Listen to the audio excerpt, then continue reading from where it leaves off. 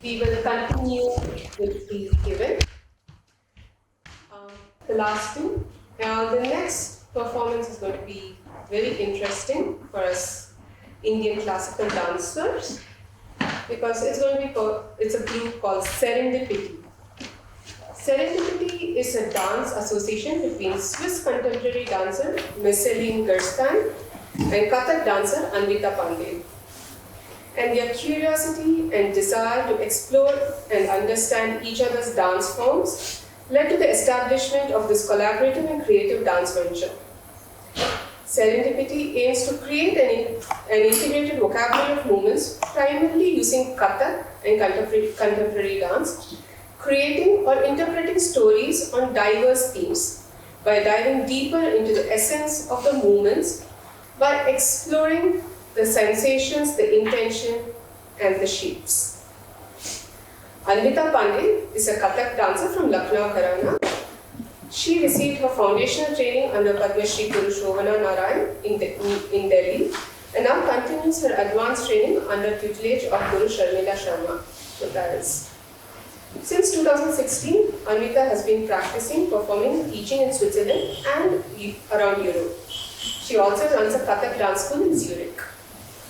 Messaline Gerstein is a contemporary dancer with a background in Afro-Brazilian and Silvestre technique. Did I pronounce it right? Silvestre technique dance, modern dance, which she studied in Brazil. We'll continue on the We are presenting Samyukta Connected. So, Samyukta or Connected is basically, it's inspired from the Natya shloka of Natya Shastra, which I guess all the Indian classical dancers present here are aware of that. And the way it goes is Yato hasta, tato drishti, Yato drishti, tato manaha, Yato manaha, tato bhavaha, Yato bhavaha, tato rasaha. So it's our take on the interpretation of this shloka. I mean, for the Indian classical dance, we know how much connected we are to this ancient Sanskrit text. But with serendipity through this project, we have taken the philosophy deeper and we have highlighted the synergy of all the physical, mental and emotional elements that helps us to be centered, to be present. And it's not just in professional life or being a dancer, but also in our daily routine. We need to be present, and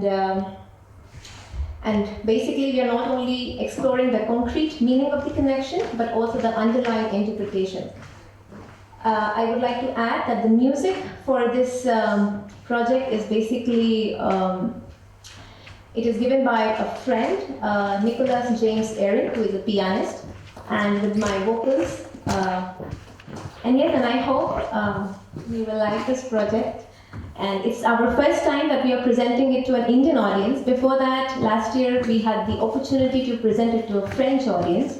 So I guess I would love to have your feedback afterwards. Thank you very much.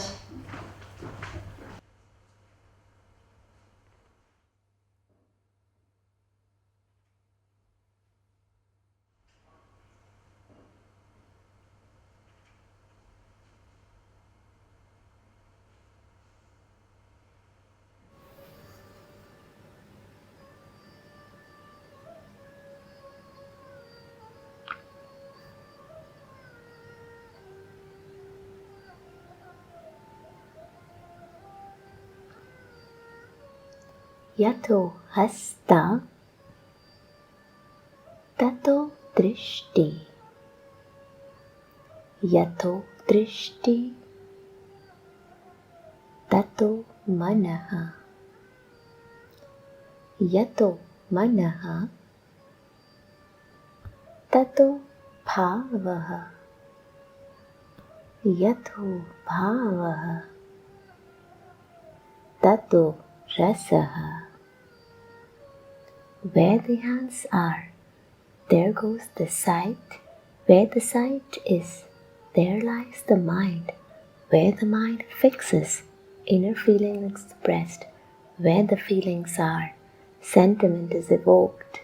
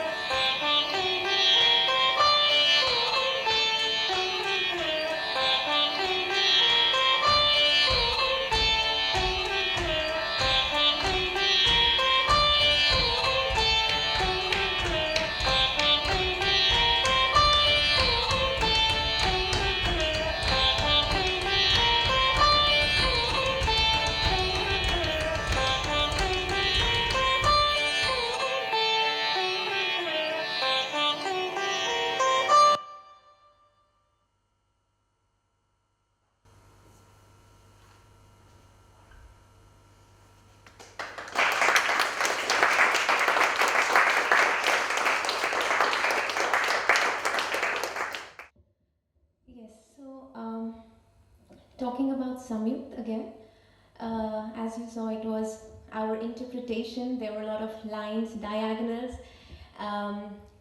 So to be able to connect it, to explain how how our research or how we went into the creative process, I would just first like to start. The way Samyukt happened was, one day I was mentioning this shloka to my friend, and she liked it so much. That's where our journey started. Because even though the Western dances, they don't support that, they don't have so much of text, but they could still connect to the shloka, because even in their dance form, you have to be present. They could really connect to that very well. So yes, this is again the shloka. The English translation of this is, where the hand goes, there goes the sight. Where the sight is, there lies the mind. Where the mind fixes, inner feeling is expressed. And where the feelings are, the rasa, or the aesthetic delight, is evoked. And it is experienced by the audience. I will now hand it over to Messaline to explain that. So the concept, the way we understood the shloka, was a synergy of mind, body and soul. And that's how, while creating the choreography, we split into 3 parts. So, as Anvita explained before, we have started, before starting the creative process, we tried to understand a bit more the shloka, just not like word by word, and not only the process, because it's talking apparently about the process of embodying the dance in every single aspect, but it's also talking about, we interpreted that as talking about something more spiritual, so we tried to explore those 2 parts. There was one part which was more concrete, so translating every word, or every sentence to a gesture, and a part which was more abstract, which was more trying to build up through those 3 words or meaning, mind, body, and soul. So now I'm going to explain a bit further how the process went. It was something much more instinctive. So,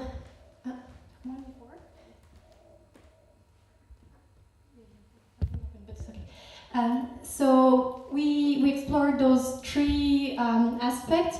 Mind, by mind, we were meaning that first we started by a really intellectual process. So analyzing a word or a sentence and transfer it in the body. But then throughout the process, we noticed that once we had the gestures, then the body will be able to react to it. So it was an intention for him. So we have a move, the fact that we are using a move is bringing another shape to the body, and all this process of building up from something really mental to just letting the body experience the thing. And then soul, because we wanted, I think it was then something more global, because you have the music, you have everything, and everything is getting together. And that's why it's a process. We separated this way, but it was a process of back and forth. Sometimes we were more into defining and then going a bit in explorations, as Anvita said before. So concerning the different aspects of the dance, so I think we already mentioned that previously, but I will let Anvita introduce more about that.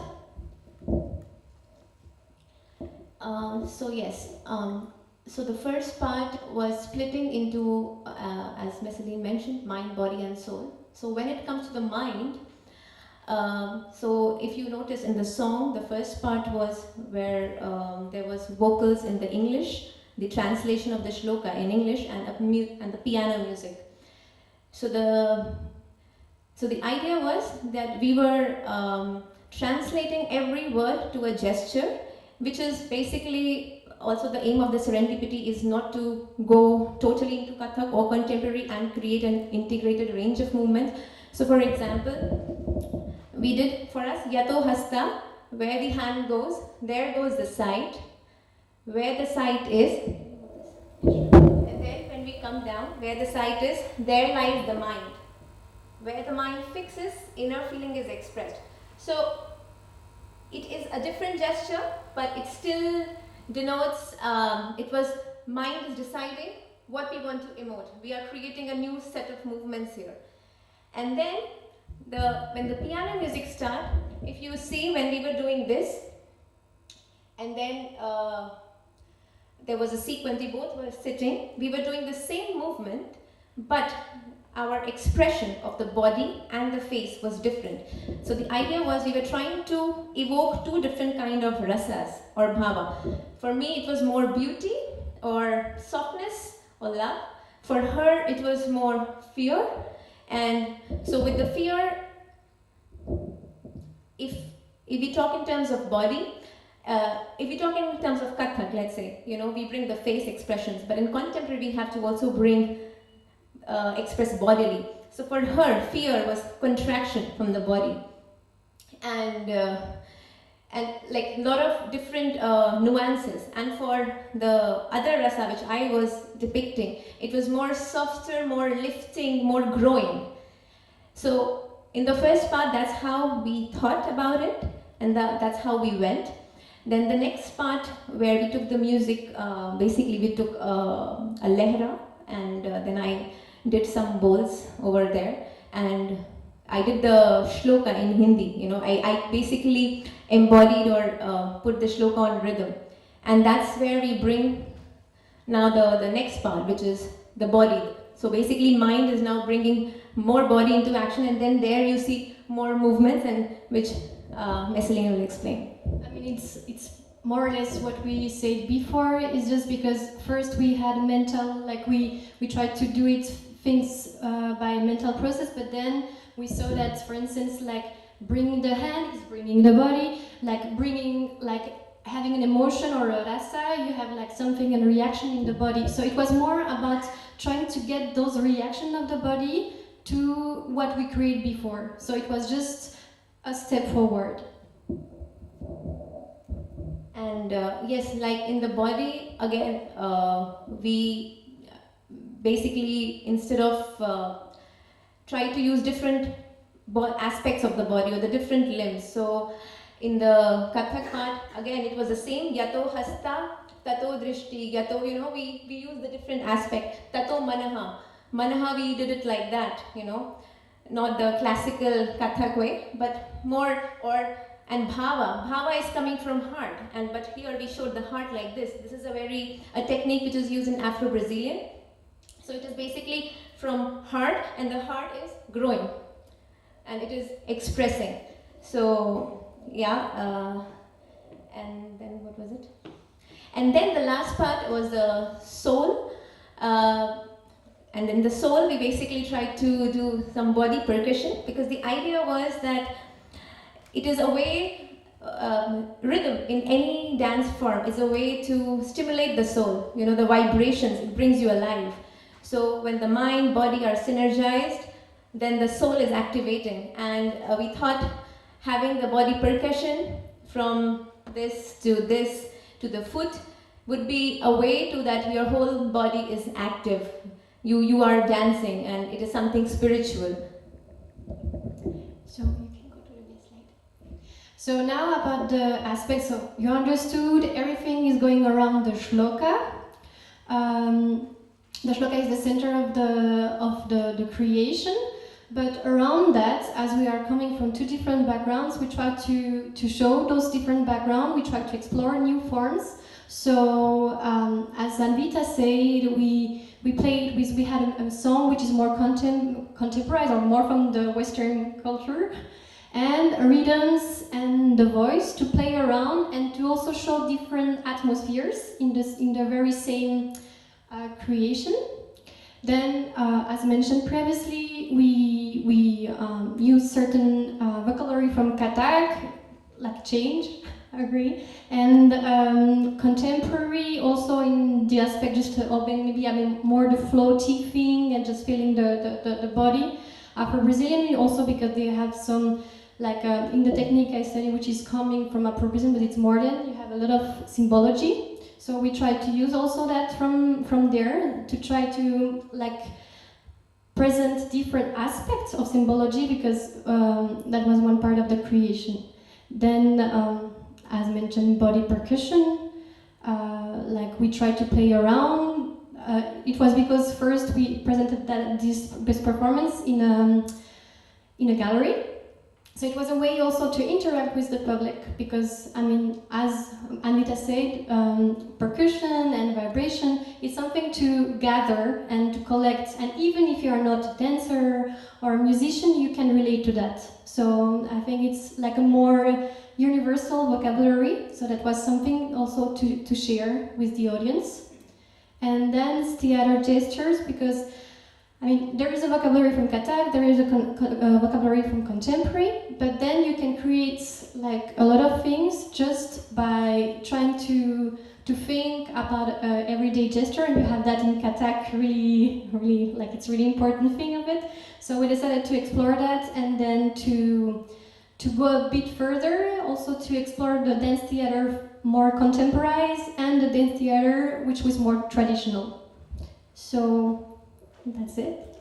Yeah, and one last thing. So having the two different kinds of music was also intentional, because piano music is elevating, uplifting. It's soft, it grows you. Whereas it's like you're high in spirit. Whereas a rhythmic music, it is grounded. It is more connected to earth. So the idea was to create two different kind of atmosphere for this shlok, and yes, it was an experiment, and I hope you liked it. We would love to have your feedback, but before that, we would like to do a small exercise.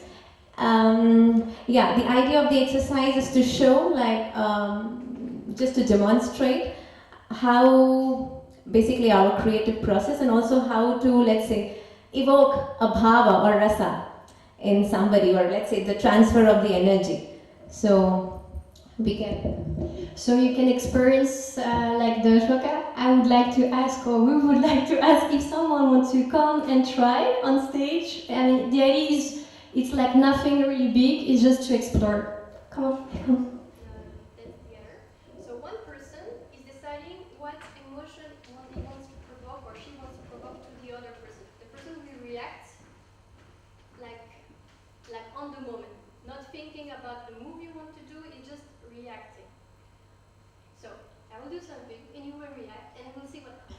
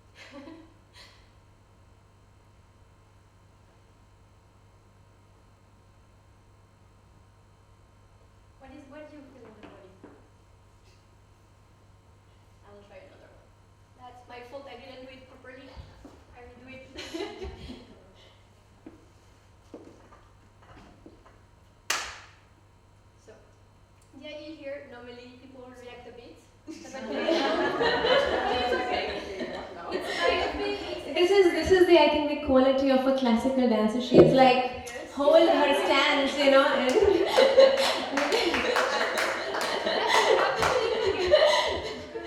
we have to when we are dealing with a contemporary dancer, we have to unlearn certain things just to be relaxed and not be in the classical mode. So normally, we'll try it. You try to provoke something on me, and I show you. So we do reverse. You try. You can be like do something to provoke. You can do a move. You say something. You try. You try to provoke something on me.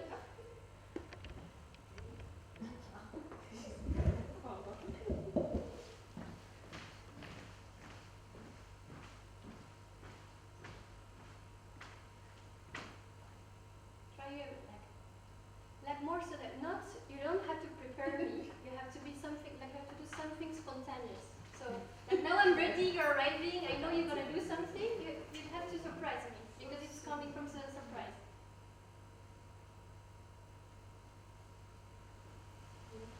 You can touch if you want. You can touch, you can talk, you can do whatever which is creating like something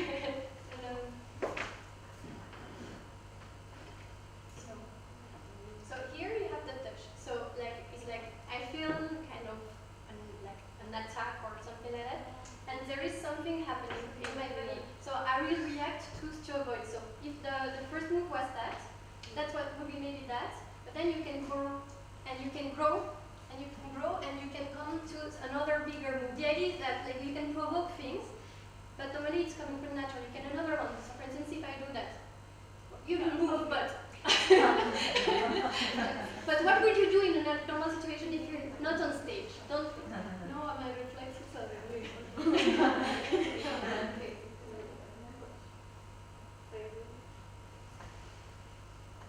Okay, so you had that. Okay? So then you can go. Then maybe it can bring you somewhere. The idea is like it can create always emotion. So you try to focus on the sensation you feel. There is like something here. And then maybe it's bringing you somewhere else. Right? So try to center into the sensation.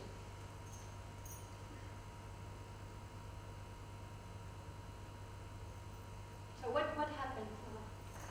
Yeah. So try bigger. Bigger. Bigger. Yeah? Bigger. Bigger. So you have something already. It's creating a movement. You have emotion. Then you can explore that. It's more about exploring like what is the basic. It can be always bring something else, and every single person has an organic move. So the way I will react is not the way you will react, but it's giving you a scope of generating movement. So thank you. I think a non-dancer should try. Next time I do a surprise.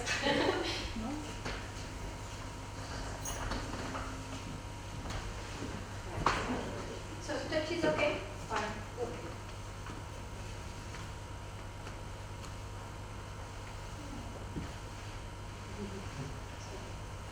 Try to repeat it for you. What did you alone? But to try to recenter on what you experienced. Can I also talk? You can talk. You can just experience and feel. First was a surprise. Mm-hmm. I was like that. Mm-hmm. And then I was Okay. So now you're conscious. Try to feel it and to create a movement. Is it? Yeah. Good. Keep going. Come on. Retry it. So what was the whoa? And then good. Could you do it bigger? Good. Bigger. Good. Make it bigger. Sorry. Gonna try. I'm not a dancer, so it's going to be like Good. So it was just to explore more.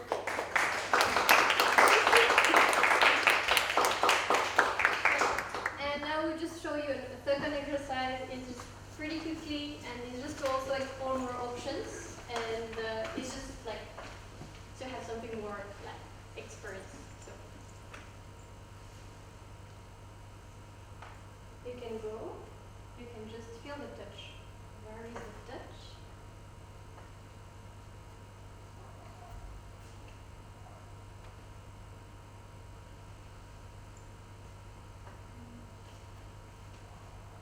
So you can go toward the touch or against the touch, and this is provoking things naturally. It's to expand the vocabulary, as we tried also in the choreography. We're doing that.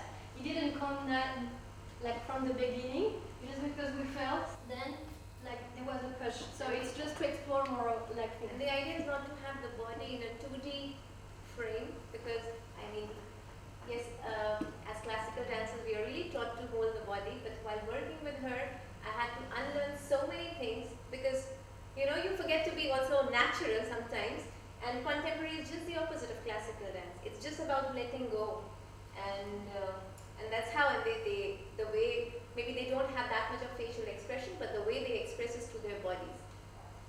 So,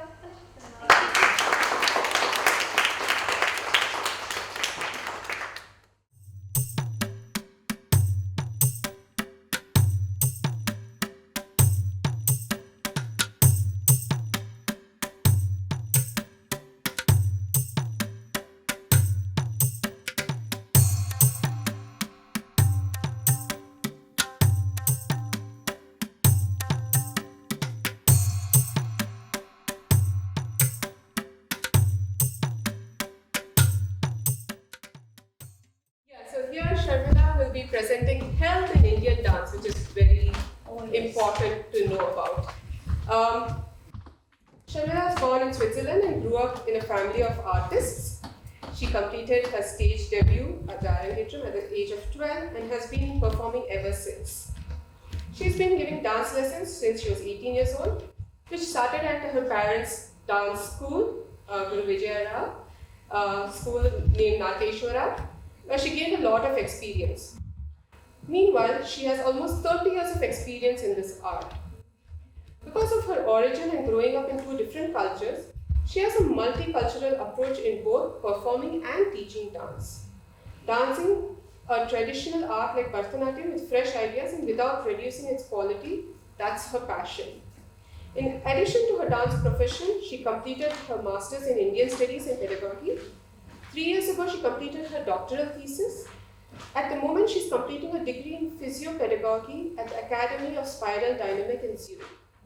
And it's very interesting that she's bringing all these concepts that she has from different cultures into our Bharatanatyam dance, Indian dance. So, please, Patiji. So would it be Indian dance or Bharatanatyam? Yeah, first it was Bharatanatyam, and then I thought of all my my fellow dancers who are not in Bharatanatyam and who might also want to have some insights. Yes. No, of course. Yes. Nevertheless, I come from the Bharatanatyam side, especially when it is about leg axis and all of these things. I guess from the upper body, all these things can be adapted to Kathak as well. But let's see how much. I don't want to torture you, and I know it's late, and so I'll try to bring it really to the essence of what I want to convey as a message today. So let me feel important and take my notes. So namaskaram to all of you, my respected colleagues. I'm very happy. I want to thank the Swiss Natya Sabha, who are all very around here and working so hard for this really great opportunity, because I think it's so important to connect, to share knowledge, for the most important, and share our experience. I think that is just something that we do too seldom. So I decided to use my time on stage today, not in performance, but with a small lecture. The demonstration is the smaller part, a smaller lecture on health in Indian dance in general, Bharatanatyam specifically. Gayatri, can you be my slide master? Thank you. So as some of you may know, health and dance have always been a very important part in my work. That is partly due to my personal journey as a dancer, which has led me through much pain and therapy. And partly it's also due to our commonly shared Indian culture, where health and well-being is a core concept. Of many of the achievements that it has produced, we are rightly very proud of things like Ayurveda and yoga, to name just the two most famous among them. In dance, I've been taught ever since I was a child, it is no different. Gayatri? Oh, Rinza, okay. And as has been already pointed out in many of today's presentation, spirituality and dance are closely interwoven. But what about our physical body? What about this part of our well-being? In my presentation today, I would like to shed some light on this part of our health, which should no way be subordinated to our spiritual well-being. The difference between both is a very fundamental one, between spiritual and physical well-being. While our spiritual well-being is part of our art and spreads within us through our work, physical well-being is not an inherent part of this art. Let me put this very clearly. Dance is not healthy, at least not physically. If it was, it would be called physical gymnastics or something of that sort, and it would look like this. Yay! We all know it does not. So, now comes it. What differentiates art from mere athleticism is the aesthetic that comes with it. Dance can never be entirely healthy because there are other predominant factors that define it. Elegance, grace, music, emotion, shape, expression. Just name a few of them. There are hundreds more, I guess. So I could stop here, and it would be the shortest presentation on health in Indian dance ever held. No, of course not. I purposely made a rather provocative statement before. Slide. Of course, dance can be healthy. And in this small syntactic change in the sentence lies the big matter of my message, which I would like to convey today. I would like to show you what I think, ideally, let's say in a few years from now, should be an indisputable part of every Indian dance class on this globe. Slide. I call this physical formation or Körperbildung. In schools of other classical dance styles, this is an inherent part of their training since ages, so this is nothing new or revolutionary. Some of the aspects that I mentioned here might seem like a natural thing to many of you. Therefore, don't get me wrong. The problem in Indian dance is not the lack of knowledge. The problem is the lack of explicit teaching. So what is this all about?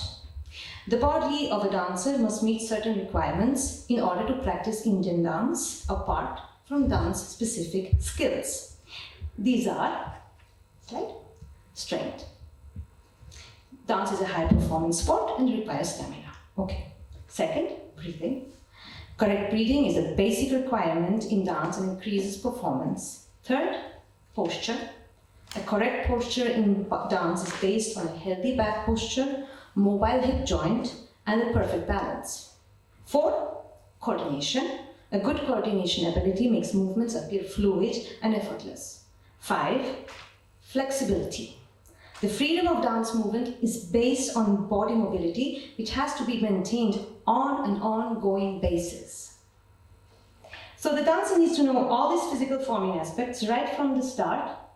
Wow.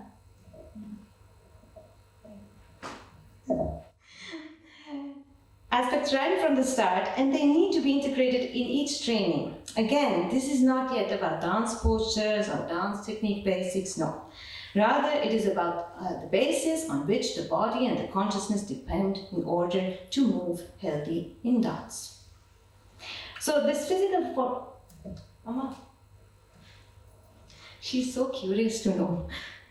The physical formation must be built in trained and repeated from the beginning in each individual training, each dance training, and even in advanced dances. And you all, my respected colleagues, should regularly train all aspects of physical formation all the time. Because these basics can decide whether you just move or whether you dance. Today, let me briefly touch the first 3 of these 5 aspects to show you what exactly I mean. My 2 students,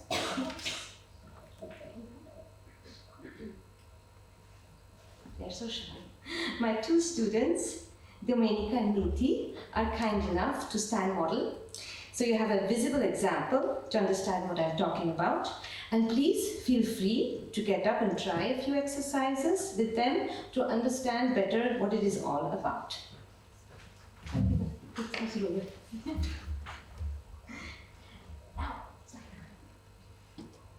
So let's start with stretch.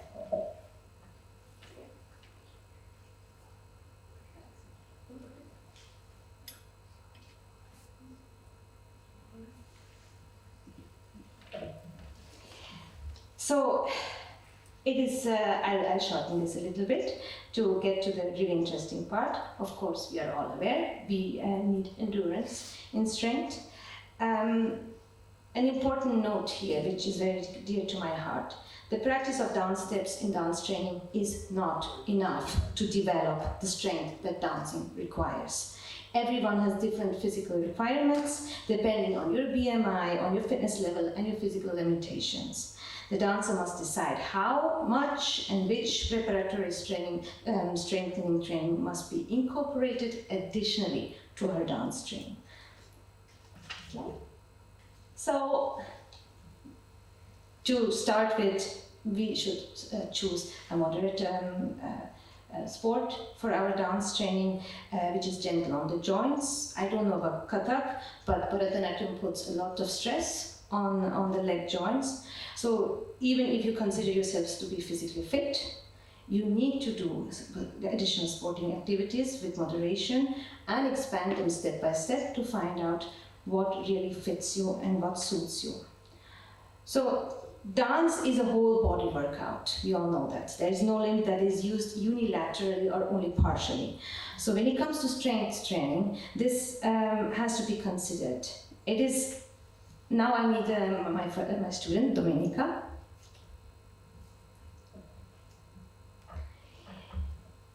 So,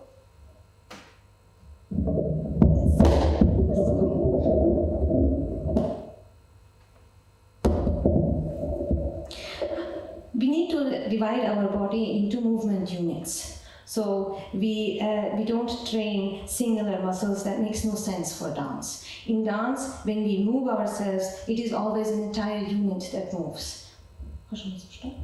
Okay. So for example, something you can all relate to. Here, she has her upper arms working. In this position, her biceps is pulling. If she opens her arms, it's her triceps which is pulling and the biceps which is getting long. Again, going back. The triceps has to relax and get long, and the biceps has to pull. So this makes it's just one visible example how we should also train our strength. So you choose strengthening exercises which focus exactly on these movement units which you use afterwards in dance.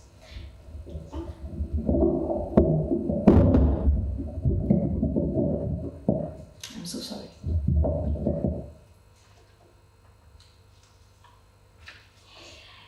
Now, something very important which has been disputed in the literature a lot is muscular flexibility.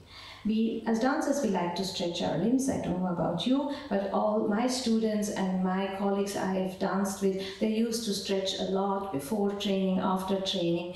And I mean, the pros and cons of stretching can be studied in detail on the internet or in literature. But this much is clear. Anyone who has ever had tense muscles in the neck knows that permanently tense muscles can become really painful. Therefore, we should train both tension, strength, and relaxation with muscles. So we train ourselves holistically.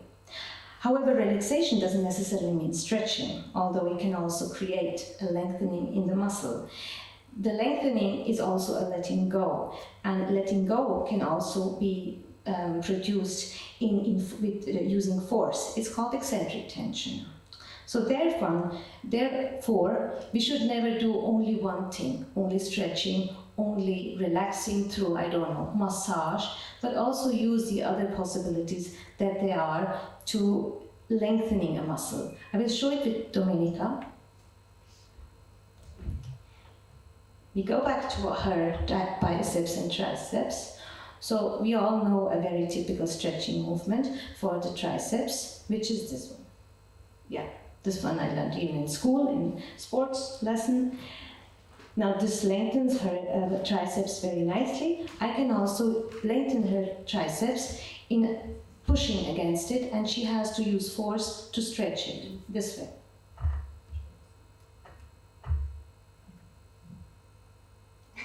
I'm strong. So what I'm doing is she wants to lengthen her triceps by folding her arm. This makes this muscle long, and I push against it, and she has to use force. So I don't know if you have somebody next to you whom you can touch, whether this is corona safe, but you can try it once, otherwise also at home. This is also a lengthening of the muscle, and then of course this, which all of you might like very much. Yes.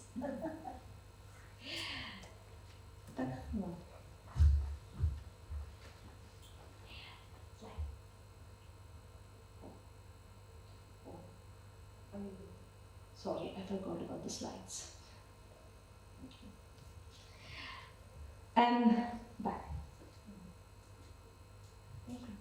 So far I've just talked about muscle strength, but there are also different aspects of what strength a muscle can have. Some of you might be aware of that. A bodybuilder has a very fast strength. He can lift a lot of weight, but he cannot run a marathon. A marathon runner can run very long. He has energy for a long distance, but he cannot lift heavy weights. A dancer needs to have both. Yippee! So we need to train both. To just going to the gym and doing your push-ups is just half of your thing. You need to do also the endurance training, which I added in the beginning. Okay, let's go to breathing. It sounds very clear, of course, for all of you, but breathing is one of the fundamentals on which the body and consciousness depend in order to be able to dance, because breathing helps the dancer not only to dance in a technical correct manner, but also to be energetic and expressive. Okay.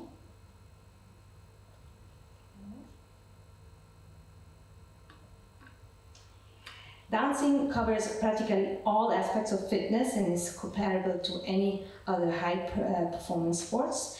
And correct breathing is therefore the linchpin for efficient and economical energy consumption. So in dance, generally it's recommended to increase your aerobic capacity. That means the energy that supplies you with oxygen, through oxygen. So the dancer can dance over long distance with a moderate heart rate. Like we saw Pranita and Kritika, this kind of Varnam. You cannot dance it if you have a BP of 200. It's just impossible. So you need to get your heart rate down, and that is partly done by having a good breathing technique. So breathing should really ventilate the entire volume of the upper body. And this can be made aware with very simple exercises. And I'll just show you with both my students.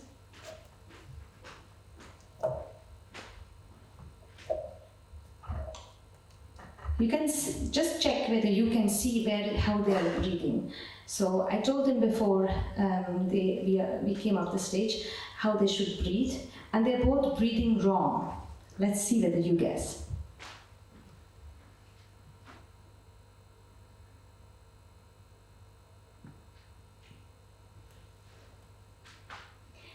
So you can see Niti is very quick in her breathing. Domenica is just in the chest.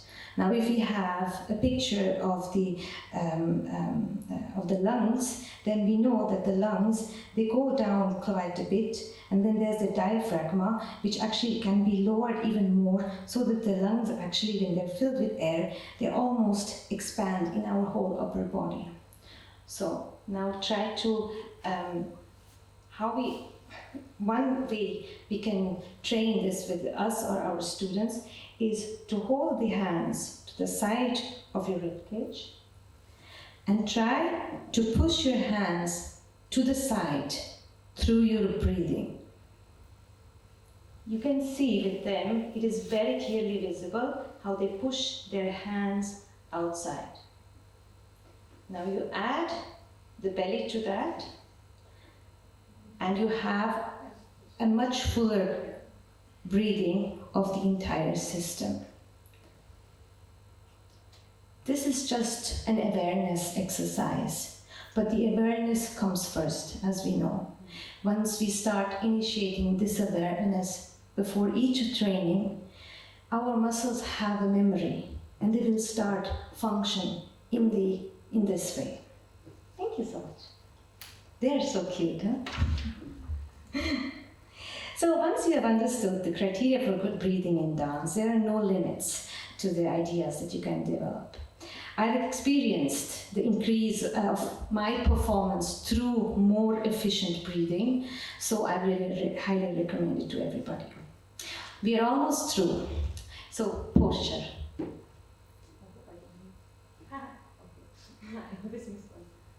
Thank you. Yes, physical formation should strive for a stable and healthy posture in Indian dance. So we have slide, pranam, elongation of the upper body, slide,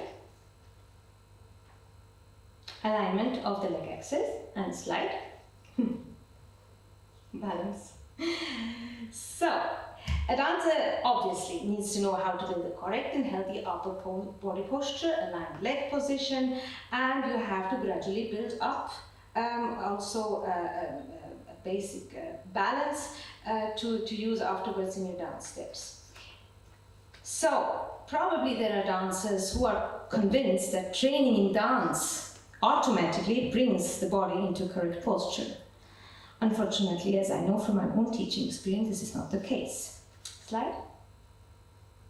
Because an untrained body always chooses the path of least resistance. Muscles that are already strong and tense, they tense even more in order to relieve the muscles which are overwhelmed and untrained. So this leads to compensating poses and thus to pain. And this has nothing to do with flexibility. Slide. Oh, no, the other. Back. This brings me to something that is really important, because if you teach dance, you very often have very agile girls in your dance classes. And due to their great flexibility, the body does not slow them down, even if they tense certain muscles too much or force certain joints to move. The physical tolerance range of such girls is so wide that as a teacher you can easily overlook the fact that you have to intervene. The mobility of these girls turns out to be a hidden enemy, because it may well be that they are able to move and dance for years, for example in an overstretched position, without ever getting physical discomfort. But their whole posture is unhealthy, period.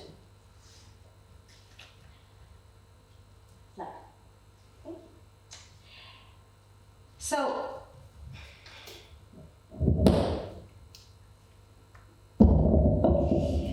something that is really important here is how we talk about our body alignment, whether it is with dance colleagues or with students. So in German it's even more clear. In English, I don't teach so much in English, but what will you hear? Maybe stretch your body or make an, I don't know. In German you say gerade Rücken. Gerade is straight. So okay, let's look at the back. The back is not straight. It's not a linear thing. It has a shape. It has a curve, an S curve, which has its use. It supports our upper body in a way that it needs to have this curve. So the point is, you don't use these words because you just get an absolutely wrong image of what you should be doing. I'll show it to you to make it more clear. Neti, Domenica. So they will stand now in profile. So sieht er, genau. Okay, Bharatanatyam. And now I tell them, strecken. Gives me chills. So what Neti does, she puts her chest out. That. Domenica gives me even the chin. That is very kind of you, but we have that very often. It's a very, and the elbows, of course, nicely behind, like a chicken. And then here, I don't know, maybe there you can't see it, but I have it here also in the picture. I'm way too far bent back. So stretch or stand upright or whatever you think or say is just not what we need. Get it? So we call it elongation. The back has a curve, but it is a very flexible structure. We have the tissues in between, so it can get longer. Elongation is the word that we need here. And that is also the posture that we need in dance. It is nothing else. Therefore, dance is healthy, but you need to be aware of this. So, I tell Neti, go into Ardhamandi. And now, think yourself from the belly button up.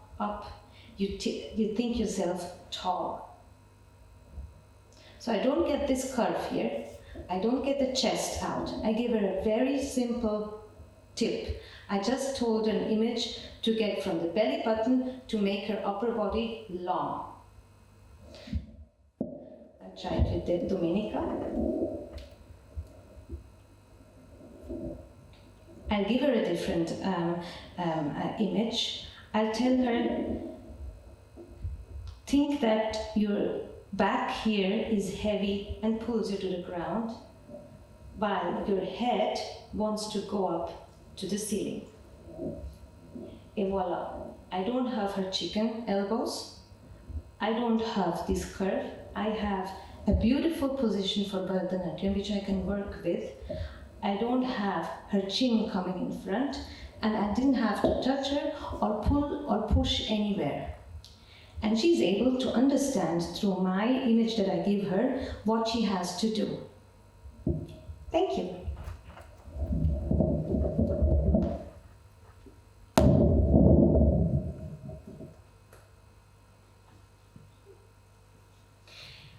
I will skip this part, but the pictures will speak for themselves. It's the same with our legs. I don't know, maybe in Kathak you can adapt it for your use. There are very simple symptoms, how you can see that something is going right or wrong with just knowing something that is very easy to understand. The evolution has made our foot in such a way that the reason that we are able to walk upright is that the foot is a really very intelligent construction. It has a longitudinal and a vertical arch. It has one on each side and two in front and back. And they are holding us in balance on our feet. And as long as we respect that structure, we have no problem. I cannot respect the structure if I don't look at the leg alignment or the leg axis. So I have to respect the line of the hip joint, the knee, and the foot. Otherwise, I don't respect this, and I get a pain, a student or a dancer with pain. There is another very easy way to check it. When you look at your feet, maybe you need somebody to look at yours and vice versa. You can see the line of the, what is it called in English? The Achillessehne? Huh? Achilles heel. Oh, okay, good. So that has to be straight. Those legs there are my son's legs, and you can see that his are not straight. It's very easy to observe. You don't need to have medical education for that, and this is a very good and easy way to check whether your student or yourself are respecting this kind of structure or not.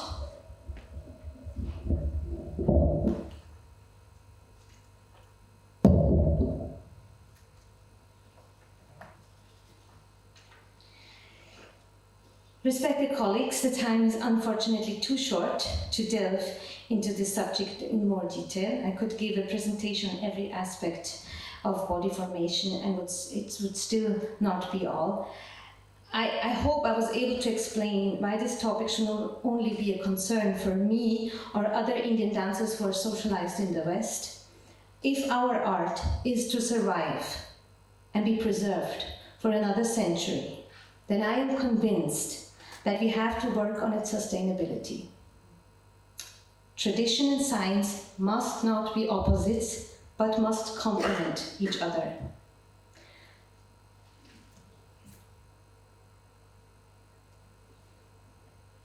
Just because something has always worked the way it was, doesn't mean it can't get better. We don't have to become scientists ourselves. We just have to approach our art with an open mind and be ready to think out of the box. If you have any questions or you're interested to know good books you could study for this, which we can understand as dancers, don't worry, please let me know. I will be happy to give you a list, happy to help you further. And I thank you very much for your attention, because I know it's really late, but I was very happy that I could finally give this small lecture. Thanks.